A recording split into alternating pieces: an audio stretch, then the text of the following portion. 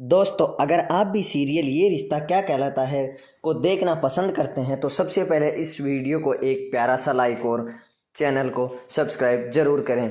दोस्तों, वहीं आगे आने वाला एपिसोड बहुत ही ज़्यादा धमाकेदार होने वाला है, जिसमें आपको सभी को देखने को मिलेगा कि नायरा और कार्तिक लीला सिस्टर के घर जाते हैं और वो वहाँ नहीं मिलती है। वापिस आकर वो मंदिर के अंदर पूजा करने चले जाते हैं। सभी पूजा कर रहे होते हैं, तभी कार्तिक की आंखें खुल जाती है और उसको लीला सिस्टर दिखाई देती है। वो जो ही सीढ़ियों से उतरकर उसके पीछे दौड़ने लगता है, तभी लीला उसको शीशे के अंदर देख लेती है, क्योंकि वो एक स्कूटर पे होती है और अपने बेटे को तेज चलाने के लिए बोलती है। वहीं कार्तिक उनके पीछे आवाज़ देकर दौड़ रहा होता है, लेकिन वो नहीं रोकते हैं और चले जाते हैं। वहीं ज्यों ही कार्तिक उधर खड़ा होता है कि किधर गए वो, उनके हाथ नहीं लगता है। तभी इधर मंदिर के अंदर ऊपर से घंटी टूटकर हवन के अंदर गिर जाती है और सभी घर वाले खड़े हो जाते हैं और बोलते हैं कि ये क्या हो गया, ये तो अपशगुन हो गया। तभी दादी को सभी लोग समझाते हैं कि दादी, अपशगुन नहीं हुआ, ये ऐसे भी हो सकता है। लेकिन फिर नायरा बोलती है कि कार्तिक कहाँ गया। तभी सभी घर वाले बोलते हैं कि इधर ही होगा। तभी नायरा बोलती है, नहीं नहीं, कुछ ना कुछ तो गलत हुआ है, वरना वो अपनी बेटी की पूजा छोड़कर नहीं जाते। और उधर कार्तिक मंदिर में वापस आ जाता है और लीला सिस्टर की बात याद कर रहा होता है कि उसके बेटे ने उसको 1-2 महीने के लिए बोला था कि वो अभी मामू के घर गई है। तभी सभी घर वाले उसको देखकर चौंक जाते हैं। तभी नायरा कार्तिक को सभी बात बताती है कि हमारी पूजा में विघ्न पड़ गया, वो एक अपशगुन हो गया है, बताते हुए रोती है। तभी कार्तिक को दादी पूछती है कि बेटा तुम कहाँ गए। तभी कार्तिक बोलता है कि मुझे कुछ अच्छा नहीं लग रहा। तभी दादी बोलती है, बेटा तबीयत सुस्त सही है ना। तभी बीच में ही सरवना उसको पूछती है कि बेटा बीमार तो नहीं होना। तभी कार्तिक बोलता है, नहीं नहीं, मुझे अब कुछ अच्छा फील हो रहा है। तभी पंडित जी सभी को बोलते हैं कि आप लोग इतना बुरा बुरा क्यों सोच रहे हो, जो हुआ है अच्छे के लिए ही हुआ है। तभी कार्तिक कुछ सोचने ही वाला होता है, तभी भगवान की मूर्ति की तरफ हाथ जोड़कर सोचता है कि भगवान जी, आपने मुझे ये किस चीज़ के इशारे कर रहे हो। तभी पीछे से कुछ मंदिर की घंटी सुनाई देती है। तभी कार्तिक पीछे मुड़कर देखता है तो एक बच्ची उछल उछल कर मंदिर की घंटी बजा रही होती है। फिर सभी घर आ जाते हैं घर वाले। तभी कार्तिक बास्केटबॉल खेल रहा होता है घर में और सोच रहा होता है कि ये कैसे हो सकता है। उसके बेटे ने कहा था कि लीला सिस्टर यानी कि उसकी माँ 1-2 महीने के लिए उसके मामा के घर गई है, क्योंकि वो बीमार है। और उधर सोच ही रहा होता है, तभी उसके दिमाग में एक ख्याल आता है कि कुछ ना कुछ तो गलत है, मुझे नायरा को बताना चाहिए ताकि नायरा मेरा साथ दे। लेकिन फिर जो ही वो बताने जाता है, उधर दिखाया जाता है कि नायरा और कायरव एक रूम के अंदर बैठे होते हैं। वहाँ नायरा कुछ सोच रही होती है, उदास मन से बैठी होती है। तभी कायरव बोलता है कि मम्मा, मैंने ये अच्छा बनाया है ना। तभी वो बोलती है कि हाँ बेटा, बहुत अच्छा बनाया है। उसके बाद में कार्तिक भी वहाँ आ जाता है और देखता है कि कायरव कुछ कर रहा होता है। तभी कायरव से बोलता है कि बेटे तुम क्या कर रहे हो। तभी वो बोलता है कि मैं फैमिली ट्री बना रहा हूँ, एक पेड़ जिसके ऊपर सभी घर वालों की वो छोटी छोटी फ़ोटो काट कर लगा रहा होता है। तभी एक फ़ोटो को वो खाली छोड़ देता है। तभी कार्तिक पूछता है कि बेटे तुमने ये खाली जगह कैसे रखी। तभी कायरव बोलता है कि पापा, यहाँ मैं मेरी सिस्टर के लिए मैंने ये खाली जगह छोड़ी है। तभी वो नायरा और कार्तिक एक दूसरे की तरफ देखते हैं। तभी कायरव बोलता है, पापा आप दोनों ने मुझसे वादा किया था कि आप मुझे सिस्टर दोगे। वो कायरव कार्तिक को बोलता है कि आप वर्ल्ड के बेस्ट पापा हो, कूल पापा हो, हैंडसम पापा हो। मम्मा ने मुझे बताया कि तुम भी अपने पापा की तरह ही बनना बड़े होकर।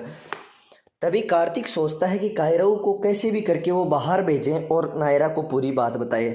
तभी कार्तिक बोलता है कि बेटे तुम जाकर कैंची लेके आओ। तभी वो उसको बाहर भेज देता है और नायरा से बातचीत करता है। नायरा को बोलता है कि ये सब मेरे साथ हो रहा है, मैं वहाँ पर बीमार नहीं हुआ था। मैं लीला को देख के उसके पीछे दौड़ रहा था, लीला सिस्टर के, तभी वो नहीं रुकी और उसके बेटे ने हमें 1-2 महीने के बाद आने के लिए बोला था। लेकिन फिर नायरा बोलती है कि नहीं कार्तिक, जिस चीज़ को हम बड़ी शिद्दत से चाहते हैं, जिस चीज़ से मिलना चाहते हैं और जिसको पाना चाहते हैं, वो चीज़ हमें जगह जगह पर वही दिखाई देती है। ऐसा बोलकर वो बात को काट देती है और बोलती है, कार्तिक क्यों बार बार उसी बात को याद करते हो और क्यों मुझे दुखी करते हो और क्यों मुझे याद दिलाते हो और क्यों आप बार बार उसी दिन को याद कर रहे होते हो जिस दिन की हमारी बेटी ख़त्म हुई थी।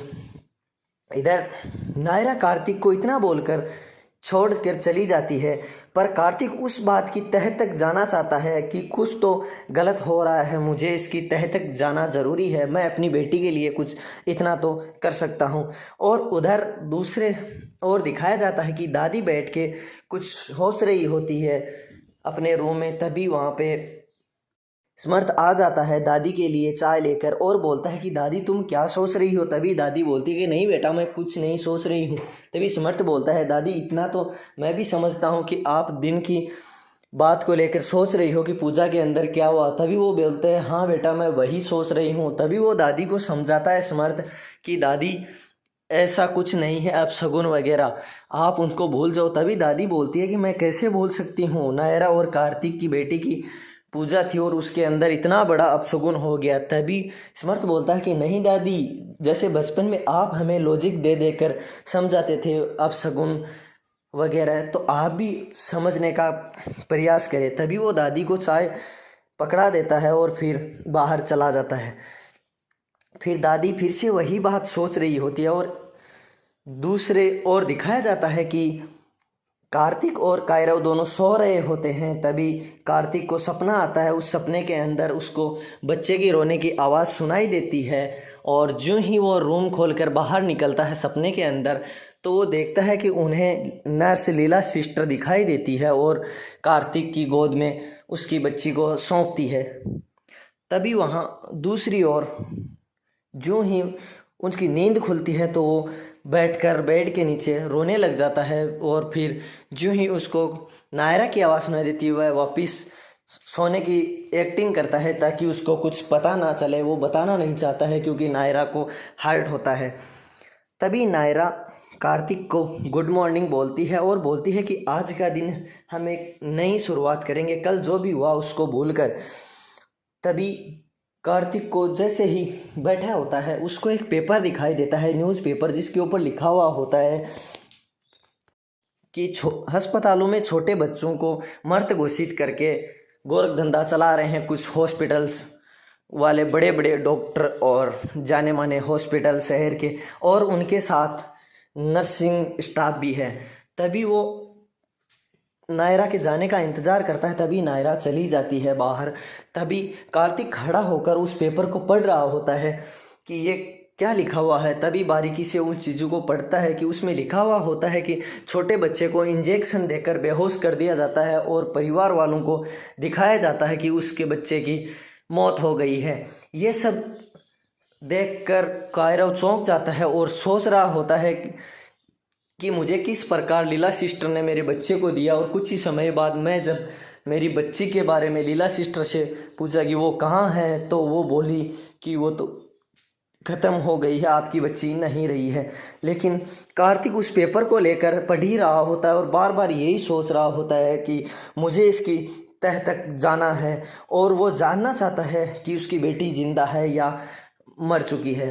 लेकिन उससे पहले कार्तिक पढ़ता है कि उसके अंदर, पेपर के अंदर एक बात और लिखी हुई होती है कि छोटे बच्चों के हॉस्पिटल वाले उनको बेच देते हैं मर्द घोषित करके, और जो ही जो पार्टी आगे लेती है वो हथियार सप्लाई का काम करती है क्योंकि छोटे बच्चों पर शक नहीं किया जा सकता है।